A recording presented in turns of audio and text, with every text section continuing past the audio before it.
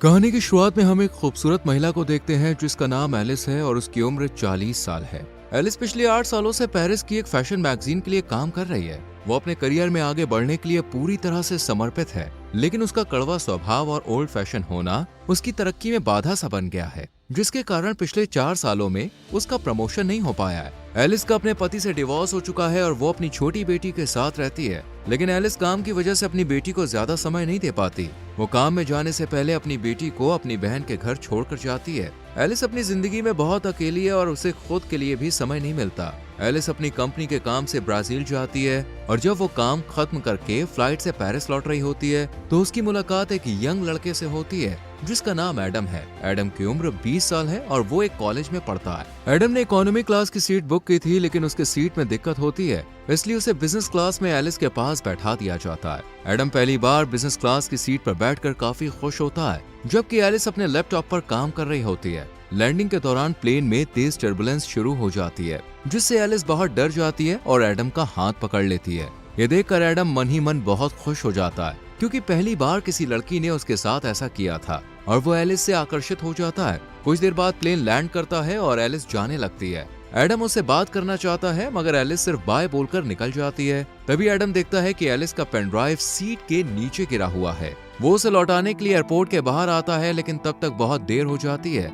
Alice अपनी बहन की कार में बैठकर निकल जाती है और एडम बस उसे जाता हुआ देखता रह जाता है। रास्ते में एलिस की बहन उसे एक लड़के के बारे में बताती है जो एक डॉक्टर है और कहती है कि उसे उससे मिलना चाहिए, पर एलिस शादी नहीं करना चाहती, इसलिए वो मना कर देती है। इस पर उसकी बहन नाराज हो जाती है। वो चाहती है कि एलिस किसी अच्छे लड़के से शादी करके एक नई जिंदगी की शुरुआत करे। इसके बाद एलिस ऑफिस जाती है, लेकिन ऑफिस में उसके कॉलीग्स को उसका रूखा व्यवहार पसंद नहीं होता और वो आपस में उसकी बुराई करते हैं। हालांकि ऑफिस में एलिस का एक मेल फ्रेंड है जो उसे हर चीज में सपोर्ट करता है। ऑफिस की एक स्टाफ मेंबर एलिस को बताती है कि एडम नाम के किसी लड़के का कॉल आया था, वो तुमसे बात करना चाहता है, लेकिन एलिस ये कहकर मना कर देती है कि वो किसी एडम को नहीं जानती है। फिर एलिस अपने बॉस के पास जाती है और प्रमोशन की बात करती है, पर वो कहता है तुम्हारे लिखे हुए आर्टिकल पुराने लगते हैं, लोगों को उनमें अब कोई दिलचस्पी नहीं है, तुम्हें कुछ नया और रोमांच लाना होगा। अगर ऐसे ही चलता रहा तो मुझे तुम्हें नौकरी से निकालना पड़ेगा। ये सुनकर एलिस आज देर रात तक ऑफिस में काम करती है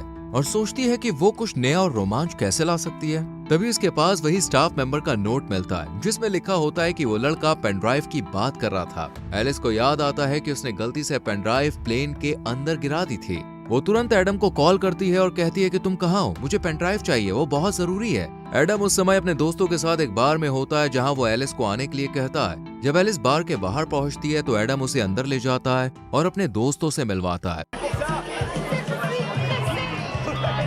वहाँ एलिस के ऑफिस की 2 लड़कियां भी होती हैं जो एलिस को एडम के साथ देखकर हैरान हो जाती हैं। एलिस को पेन ड्राइव लेकर जल्दी निकलना होता है, इसलिए वो एडम से पेन ड्राइव मांगती है। इस पर एडम कहता है कि पेन ड्राइव मेरे घर पर है, इसलिए हमें वहाँ जाना होगा। वो दोनों बाहर आते हैं और एडम उसे अपने स्कूटर पर बैठने को कहता है। एलिस पहली बार स्कूटर पर बैठ रही होती है, इसलिए वो थोड़ा हिचकिचाती है। एडम उसे हेलमेट पहनने को देता है। जब एलिस उसे ठीक से पहन नहीं पाती तो एडम उसकी मदद करता है। तभी एलिस की ऑफिस की वही दोनों लड़कियां उन्हें एक ऐसे एंगल से देखती हैं जिससे लगता है कि जैसे वो दोनों किस कर रहे हैं। वो चुपके से उसकी फोटो क्लिक कर लेती है और उसे ऑनलाइन पोस्ट कर देती है। एडम एलिस को अपने घर लाता है जहां उसके डैड भी मौजूद होते हैं। एडम जानबूझकर पेन ड्राइव देने में देरी करता है ताकि वो एलिस से थोड़ी देर और बात कर सके, पर जब वो एलिस को पेन ड्राइव देता है और वो घर से निकलती है तो एडम कहता है कि क्या मैं तुम्हें स्कूटर से छोड़ दूं? इस पर एलिस कहती है मैं कैब से चली जाऊंगी। फिर एडम कहता है क्या हम कभी बाहर कॉफी पीने चल सकते हैं? इस पर एलिस कुछ नहीं कहती, मुस्कुराती है और थैंक यू कहकर चली जाती है।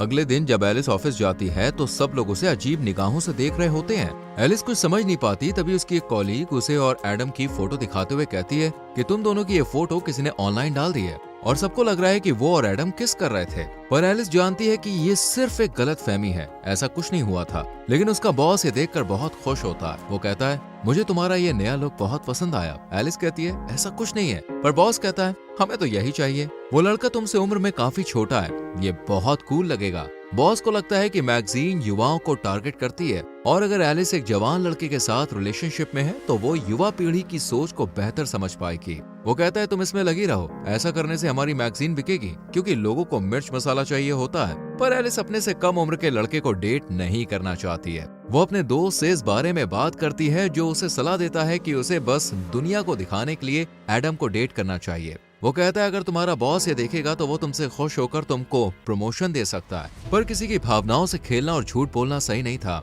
लेकिन एलिस के दिमाग में सिर्फ प्रमोशन की धुन सवार थी। इसलिए वो ज्यादा ना सोचते हुए अपने करियर को आगे बढ़ाने के लिए एडम का फायदा उठाने का फैसला कर लेती है। अगले दिन एलिस एडम से मिलती है, वो भी बिल्कुल नए लुक में। उसे देखकर एडम उस पर से अपनी नजरें नहीं हटा पाता। एलिस उसके साथ फ्लर्ट करने लगती है और वो दोनों बातें करने लगते हैं। एडम को यकीन ही नहीं होता कि वो एलिस के साथ है। रात में एलिस एडम को अपने एक दोस्त के शो में ले जाती है। वहाँ एलिस जानबूझकर सबको दिखाने की कोशिश करती है कि वो अपने से 20 साल छोटे लड़के को डेट कर रही है। वहीं उसका दोस्त जो उस शो का होस्ट होता है, जब एलिस के पास आता है और उसे जानबूझकर छूने लगता है तो एडम को ये अच्छा नहीं लगता। वो उस दोस्त के शो का मजाक उड़ाने लगता है। एलिस भी उसकी बातों पर हंसने लगती है। इससे एलिस का दोस्त अपमानित होकर वहाँ से चला जाता है। इसके बाद एलिस और एडम आपस में बात करते हैं। एडम कहता है कि मैंने कभी नहीं सोचा था कि मैं तुमसे इस तरह मिलूंगा और हम साथ में यूं घूमेंगे। एडम को पता होता है कि एलिस का तलाक हो चुका है और उसकी एक बेटी भी है, लेकिन इससे उसे कोई फर्क नहीं पड़ता। एलिस कहती है हमें एक दूसरे को बेहतर समझने की जरूरत है। तभी एलिस के पास उसकी बहन का कॉल आता है। वो कहती है कि मैंने उस डॉक्टर को घर पर बुलाया है जिससे मैं तुम्हें मिलाना चाहती थी, इसलिए तुम जल्दी से घर आ जाओ। एलिस जाना नहीं चाहती, लेकिन बहन की बात की इज्जत करते हुए वो एडम से झूठ बोलती है कि मेरी बेटी की तबीयत खराब है, मुझे घर जाना होगा। ये सुनकर एडम भी थोड़ा परेशान हो जाता है। वो जल्दी से टैक्सी बुलाता है और एलिस को उसमें बैठा देता है। ये देखकर एलिस को लगता है कि एडम उसकी कितनी फिक्र करता है। घर पहुंचने पर एलिस अपनी बहन, जीजा जी और उस डॉक्टर के साथ डिनर करती है।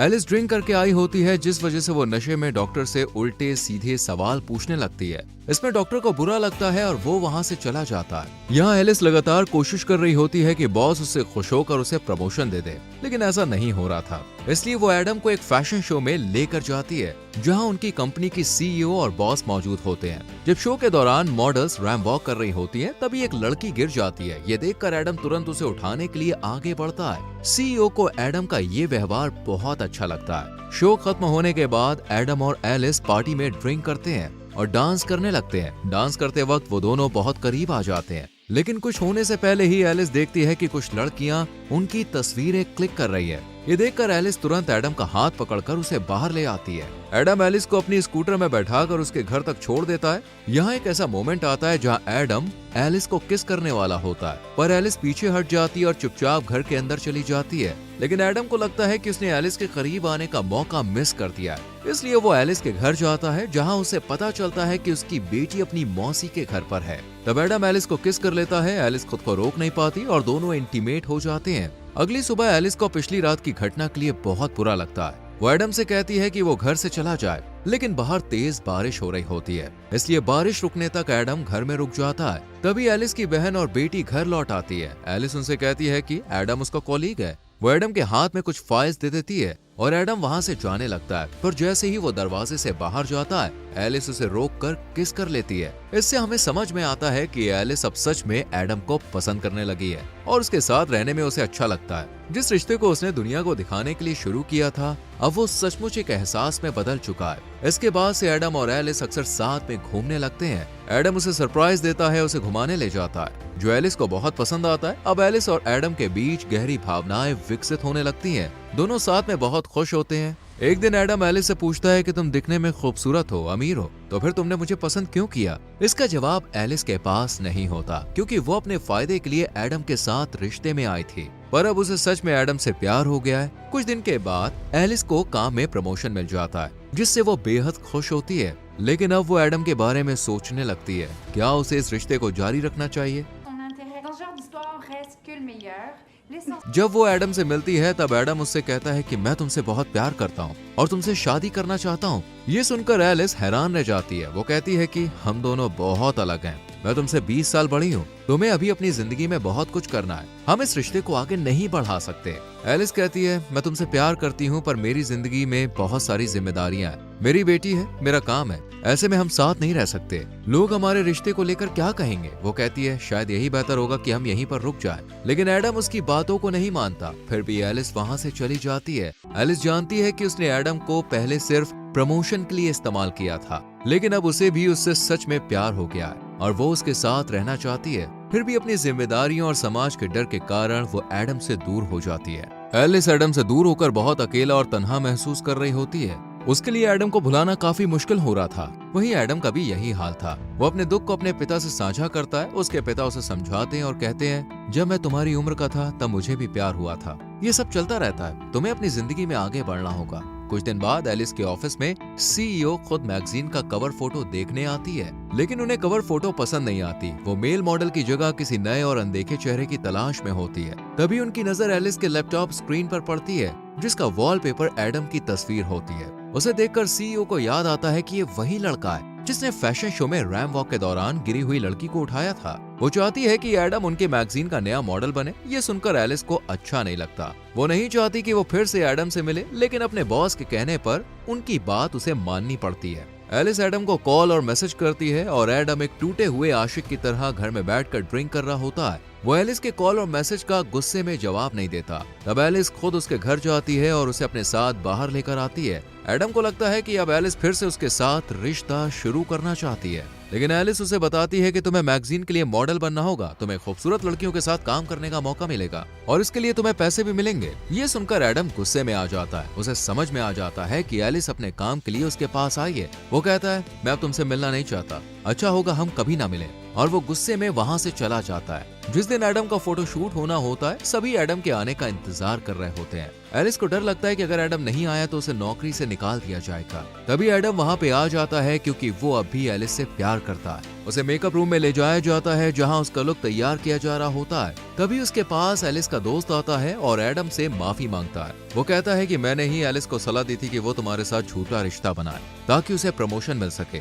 ये सुनकर एडम को बहुत दुख होता है कि एलिस का प्यार एक नाटक था। वो बाहर आता है और सबके सामने एलिस को किस कर लेता है। फिर एडम अपना फोटो शूट करवाता है, लेकिन ये सब उसके लिए नया अनुभव होता है। वो अच्छे से पोज नहीं दे पा रहा होता है और फोटोग्राफर को बार बार उसे निर्देश देने पड़ते हैं, जिससे एडम चिढ़ जाता है और वहाँ से जाने लगता है। तभी एलिस उसे समझाने के लिए आती है, पर एडम उस पर गुस्सा करता है और कहता है, मैंने तुमसे दिल से प्यार किया और तुमने अपने फायदे के लिए मेरा इस्तेमाल किया। फिर एडम दुखी होकर वहाँ से चला जाता है, जिससे एलिस को भी बहुत बुरा लगता है। उसका बॉस भी उसे नौकरी से निकाल देता है। अब वो पूरी तरह से अकेली पड़ जाती है। वो एडम को भूल नहीं पा रही होती है और उसकी यादें उसे हर पल सताती रहती है। एलिस को एहसास होता है कि उसके लिए करियर से ज्यादा जरूरी वो इंसान है जिससे वो प्यार करती है।